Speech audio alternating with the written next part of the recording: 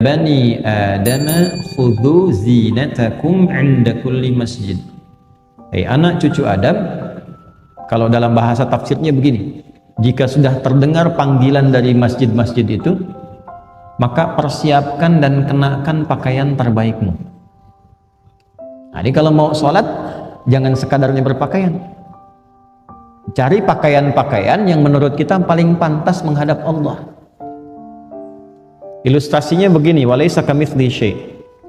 Antum akan menghadap pada pimpinan di kantor. Panggilan khusus, yang panggilan itu boleh menyampaikan keperluan Anda. Pimpinan tertinggi. Pasti akan cari pakaian yang dirasa pantas kan? Nah, sekarang yang menciptakan pimpinan kita, yang mengatur segalanya, ya penguasa semesta alam memanggil kita. Dan panggilan itu bukan sekedar menghadirkan panggilan untuk kedatangan kita, tapi disertai dengan kalimat kamu punya masalah apa, minta dalam menghadap sholat ini, maka Allah selesaikan.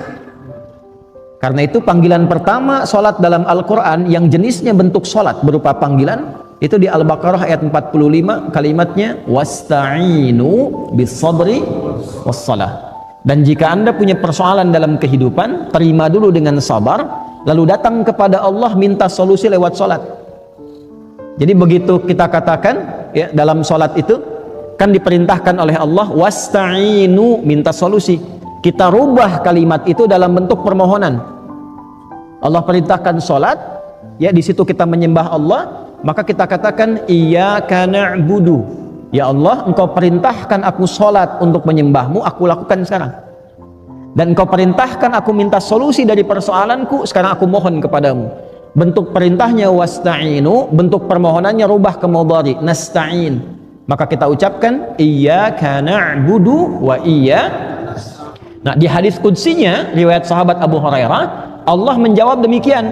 Wa idza qala al-'abdu iyyaka na'budu wa iyyaka nasta'in, qala Allahu 'azza wa jalla, hadza baini wa baina 'abdi wa li 'abdi ma sa'al. Kalau sampai kita kebacaan itu mengucapkan iyyaka na'budu wa iyyaka nasta'in, maka Allah langsung menjawab. Lihat kalimatnya di hadis qudsi, ini perjanjian antara aku dengan hambaku. Kalau hambaku benar menunaikan sholat sampai kalimat ini, maka apapun yang dia minta aku kabulkan saat ini. Nah, jadi nanti ada 4 keadaan dalam sholat, boleh dicatat ini ya, 4 posisi dalam sholat itu yang menjadikan doa kita terkabul dengan cepat. Ada 4. 1 saat berdiri, 2 saat ruku', 3 saat sujud, 4 sesaat sebelum salam. Yang doa Allahumma inni a'udzubika min azabi jahannam itu kan, sampai akhir min syarri fitnatil masiih itu sampai akhir, kalau bisa jangan ditinggalkan. Walaupun sifatnya sunnah tapi ditekankan sekali, sangat ditekankan. Para ulama bahkan memberikan pesan kepada murid-murid, pada kerabat, pada anaknya. Bahkan ada sebagian ulama yang ketat ketika melihat ada dan mendengar satu koleganya tidak membaca itu, dia minta mengulang sholatnya. Ya, itu untuk menekankan pentingnya doa bagian akhir di situ. Ya, riwayatnya apakah sunnah atau fardu, nah itu tidak sampai informasinya, tapi dia minta mengulang untuk menekankan saking pentingnya doa di akhir itu. Nah, dari 4 ini, yang pertama itu kalau benar kita menunaikan adabnya dari mulai akan sholat, kita siapkan lillah, cari pakaian yang bagus, yang paling layak ya, bukan mewah, yang paling pantas untuk kita bisa gunakan, dengan niat menghadap Allah dengan benar, berwudu yang benar. Quran surah ke-5 ayat yang ke-6, ya ayyuhalladzina amanu idza kuntum ila shalah faghsilu wujuhakum wa aydiyakum ilal marafiq wamsahu ya biru'usikum wa arjulakum ilal ka'bain. Yang pokok ada 4. Beda antara tayammum dengan wudu. Tayammum nanti masih di ayat yang sama di ujungnya. Kalau tayammum cuma 2, wajah dengan bagian tangan ya.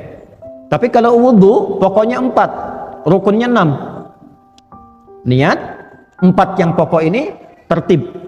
Yang ke-6, 1 niat, 4 yang pokok, wajah, tangan sampai siku, kepala, kemudian kedua kaki, 4 bagian. 1 tambah 4 5, tambah tertib 6. Jelas? Jadi nggak sama dengan tayamum. Tayamum cuma 2. Kalau airnya sedikit, usahakan yang pokok dulu yang 4. Kalau tidak mampu atau digunakan pada hajat yang lebih besar, baru tayamum. Jelas? Kita wudhu dengan baik, kenakan pakaian yang baik, lalu memulai sholat untuk menghadap Allah dan merasakan kita dipanggil, mungkin panggilan ini panggilan terakhir. Wa annahum ilaihi raji'un. Quran surah 2 ayat 46. Kalau sholatnya seperti itu, mengharap ridha Allah dan punya sifat merasa diawasi Allah, ihsan. An ta'budallaha ka'annaka tarahu fa illam takun tarahu fa innahu yarak. Kalau dia punya adab sholatnya ingin dilihat Allah, bukan ingin dilihat makhluk. Awas. Ingin dilihat makhluk, riya, disebut celaka. Fawailul lil musallin alladzina hum an salatihim sahun alladzina hum yuraun. Ada orang salat ingin dilihat makhluk. Kalau Allah sampaikan itu pasti terjadi. Ya. Imam merasa bagus suara. Dipuji oleh makmum, maghrib dipuji. Begitu isya, setan datang tuh, liukin dikit deh. Ya. Itu awas, jangan dikira jadi imam mudah. Ya, antum sholat Jumat nunggu khatib naik misalnya kan. Nah, kalau saat masih belum banyak orang biasa, ketika banyak orang lihat tuh, berubah nggak cara takbirnya? Loh. Hah? Nah, kalau kita bisa jaga adabnya, saya mau ada orang nggak ada orang, yang penting Allah ridha, sifat ihsannya masuk, pakaiannya bagus, adab fisik, taharahnya bagus, menghadapnya bagus, mengharap ridha Allah, itu jaminan pertamanya. Dalam keadaan berdiri dia minta apa, Allah mengabulkan. Sepanjang itu kebutuhan hidupi.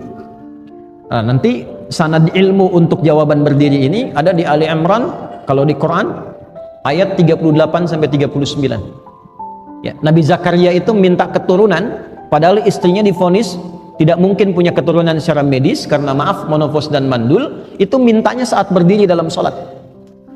Nah, ayat 39-nya ketika turun jawaban, fanadathul malaikatu wa huwa qaimun yusalli fil mihrab. Qaimun yusalli, beliau masih berdiri dalam sholatnya yang ditunaikan di mihrabnya, masih berdiri. Jadi antara doa dengan jawaban itu tidak ada jeda, pakai fa, harfu atfin rabitin baina syai'aini bila hudud. Huruf yang merangkai dua peristiwa tanpa jeda. Peristiwa pertama berdoa, hunalika da'a Zakaria rabbah qala rabbi habli min ladunka dzurriyyatan thayyibah innaka sami'ud du'a. Itu ijazah doa bagi yang ingin diberi keturunan.